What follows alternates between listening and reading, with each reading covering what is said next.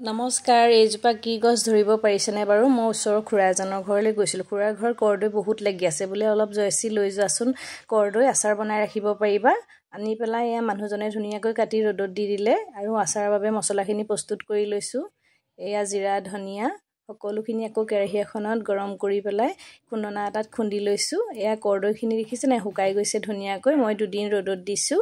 তাৰ পৰা এয়া নিমখ, হালধি এইবেলে খুন্দি থোৱা মছলাখিনি লগত অলপ কাশ্মীৰী মিক্স পাউডাৰ দি দিছোঁ।